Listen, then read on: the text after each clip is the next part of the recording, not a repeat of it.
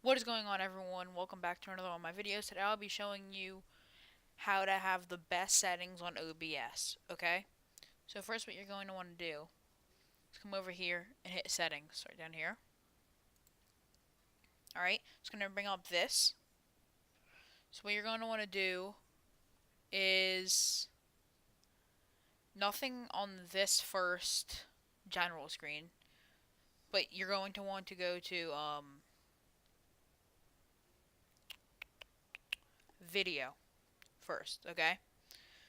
So what you're going to want to do is set it to whatever resolution your monitor is, because that's what shows up the clearest for these two. And then for the downscale filter, you're going to want to set it to Laxose sharpening scale 32 samples, because that's what like the best quality one is.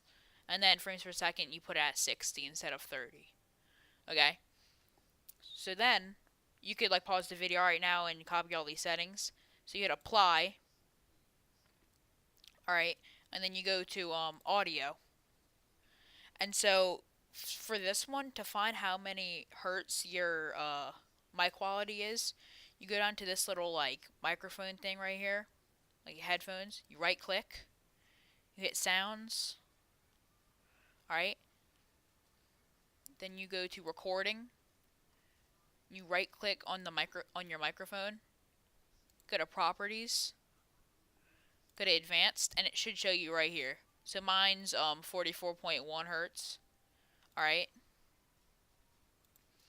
So that's what I have. Channels, you change to stereo if you don't have it as that. So for desktop audio device, you want to have it as your headphones because it sounds the best because it's coming through your headset and it transfers from your headset to the recording. So that's what I have it as. Desktop audio device 2, I have it disabled because I don't have one. Mic auxiliary audio device, you want to set it for your microphone that you have hooked up or your headset, which I'm using. And then all these are disabled. And then audio meter decay rate, you put as fast. Alright, and then you don't have to mess with any of these settings. So you could also save that and hit apply. Well, you could pause the screen, and then after you're done that, you hit apply. And then you go over to video. Oh no, never mind. Sorry. You go to hotkeys. Okay.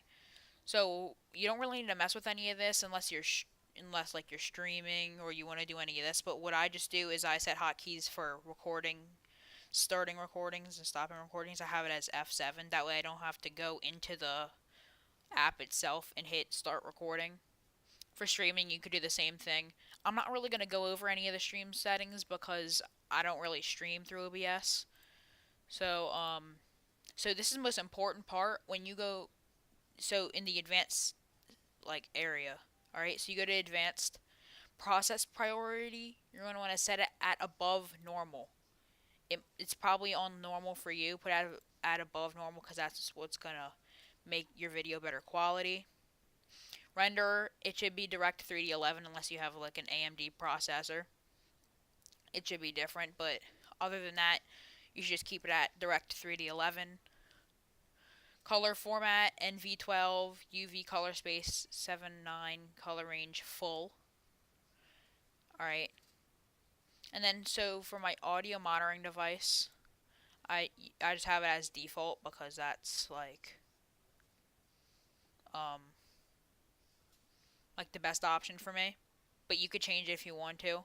Disable Windows audio ducking, check that, and then everything else should be default and ready for you to just use.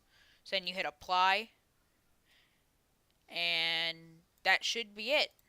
So hopefully you guys went back and paused all the screens to see like what's the best settings. I know it's a quick video, but I don't think I have to make it long and tedious. I think it's better if you just pause the video. Alright, so hope you guys like this video. See you in the next one.